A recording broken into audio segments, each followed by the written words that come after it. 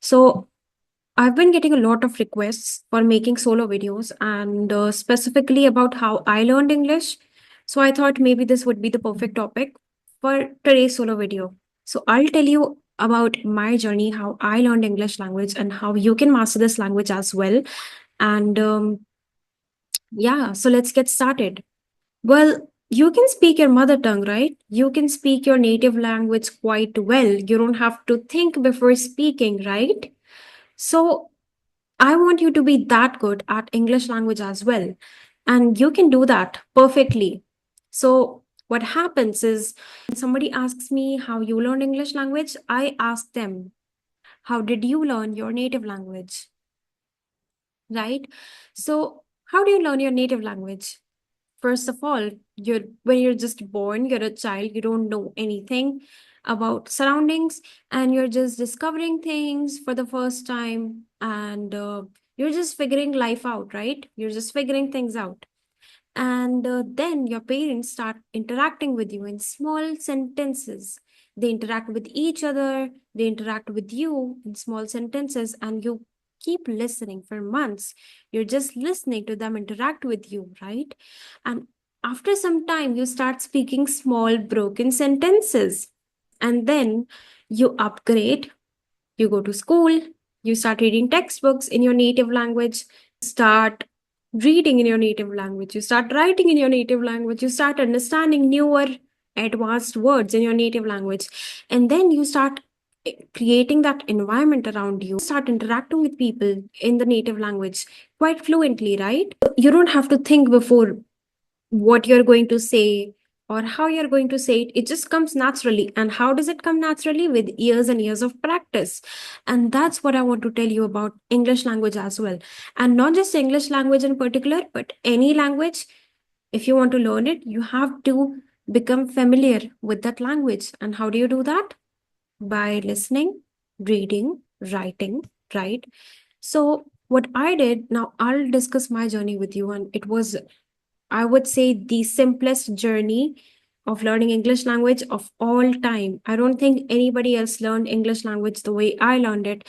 And I 100% believe that you can learn English language just the way I learned it. So, what I did was when I was a teenager, my interest started to shift a little bit towards English content, like listening to English songs or watching English movies or reading English novels, especially fictional novels. Fictional novel means something that is not real, like a storybook, like it can be about magic, it can be about murder, anything which is not in there in reality. So yeah, those kind of books, they are called fictional novels. And so yeah, I started reading them. Now, what I did was like I started listening to English songs. It was not a trend, but my interest just shifted towards that. And I still remember the first English song that I ever listened to was Justin Bieber's Baby. And I still love that song to this day. So that's the song that got me into the world of listening to English music. And after that, I started listening to so many artists in English, for example, like Selena Gomez, Taylor Swift, um, Justin Bieber, of course, and a lot more of these artists. And I truly, truly loved their music so much. I enjoyed it so much. And I didn't even know, but in a way, I was making myself familiar with this new language. That's what I did. I started listening to English songs and I started to observe how they interact with each other. And I started watching a lot of podcasts in English. I started watching a lot of English movies. So I can suggest you a lot of English movies if you want me to. You can just write in the comment section, and I'll figure out the movies that are like the best for beginners. And you can start watching those movies, right? And what else I did was I'm really thankful to my school library. They had some really amazing fictional and non-fictional novels, but like I said, my interests aligned with fictional novels, so I started reading them.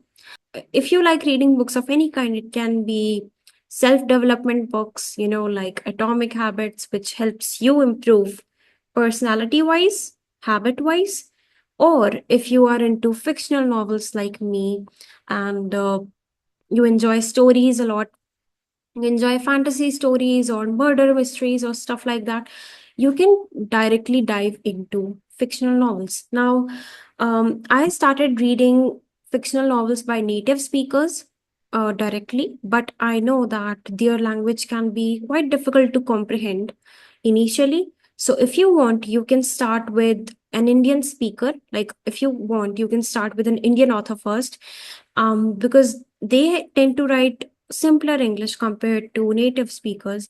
So if you want that, I can suggest you that as well. You can just let me know in the comment section.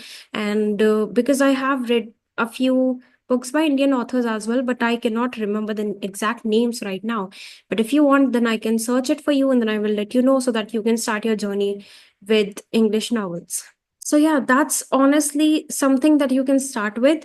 And I know a lot of you are learning grammar. And so, what mistake people make is that they start learning grammar, you know, like they just directly dive into the grammar part without the spoken English. And they feel like first they have to do grammar to communicate with people. And that's where you guys are making a huge, huge, huge mistake, because I completely understand how boring grammar can be. When you're studying grammar, you take it like a subject, something that you have to do like homework, because it can be boring. And if that's the case with you as well, then you don't really have to do the grammar part. You can directly switch to spoken English. You can just start having conversation with people. But before that, if you're completely new to this, I would definitely suggest you make yourself familiar with English content. Now, a lot of people say that they don't have the, they don't have the privilege to have that environment around them, like people interacting around in English language. And I want to tell them, well, I didn't have that environment either. I had to create that environment around myself by consuming content in English language. You do not have to go with the grammar part first. You can directly start with the English, with the spoken English part. And how you can do that? So, like we discussed, first of all, you have to make yourself familiar with the content, with the language.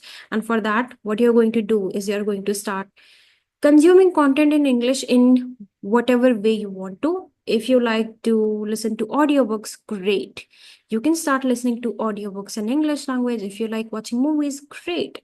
Start watching Hollywood movies. If you love listening to music, great. You can start listening to music in English language. So there are endless options available. It just depends on you and your interests, like what you feel aligned with, and you can directly jump into that. And after that, what you can do is, if you do not have anybody around you in real world to interact with in English language, it's completely okay. You can interact with people online. For example, I'm doing it right now, right? I'm having conversation with people online. You can email me and I will write back to you. And yeah, so we can have a conversation. You can have conversation with other people as well. Just start having conversation with people and don't be scared of getting judged. I want to tell you that we are all learning here. We are all figuring things out because it's a completely new language. I understand. I completely understand how you feel. It can be scary because nobody around is talking in this language, right? And so it's like an alien language to you. But trust me when I say that this language is not difficult. Yes, there, I said it. English language is not difficult. You just need the correct roadmap, which I'm providing you. So don't worry about that, all right? So yeah, like I said, avoid these mistakes of directly jumping into the grammar part. Yes, you can study grammar and spoken English simultaneously, but do not just jump directly into the grammar part, because then you feel like, well, I will jump to spoken English when I'm done with the grammar part. And let me tell you, grammar part is quite huge and monotonous. So if you start with that, you might get stuck in that loop for like months before you realize that it's not going to help you out. Right. So, in conclusion, I just want to tell you that English is also just a language like your native language. And personally, what I feel like is that we don't really understand how complicated our native languages can be. Because imagine someone from the US, your native language could be more difficult than English language as well. But it's easy for you. Why? Because you've been speaking it since forever. And the most crucial thing that I've not talked about yet is you need to start thinking in English language. That's what I did. So, like I told you guys, right, I started listening to English music. So, after a few months of doing that, I started to talk to myself in my head in English language. For example, you have thoughts, right? Like, as soon as you wake up, you might be thinking to yourself, like, these are the things that I have to do today, and I'll be doing that later, I'll be doing this later. This thing, you can change that from your native language to thinking in English language. If you do that, I can guarantee that you will learn faster than anybody else out there. I personally developed this habit like years ago, and now I just think in English. I don't even remember the last time I thought something in my native language. That's what I did, and that's what you can do too. Just promise yourself that you do not back out.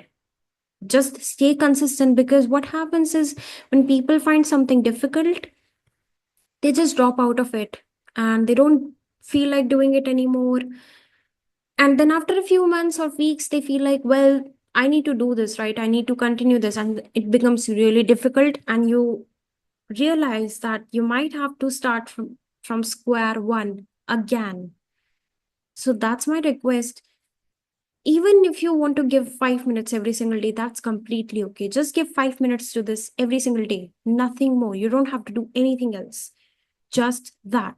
Just 5 minutes every single day if you don't feel like doing it. But just don't stop, because when you stop, you don't realize those days transform into weeks, and weeks transform into months, and even years. And then you have to start all over again, compared to somebody who was consistent and maybe they just studied this language for 5 minutes every single day, but they are doing so much better. Why? Because they stayed consistent. So yeah, these are these simplest things that you have to do. It all depends on your interest. So do not worry, and I'm going to be with you throughout this journey. If you have any kind of doubts, you can drop them in the comment section, and I promise that I will be interacting with you there. So don't worry, and let me know about your English journey, where exactly you are at this moment, and I'll help you out from there. All right, so have a good day ahead, or good night if you're watching this during the night time.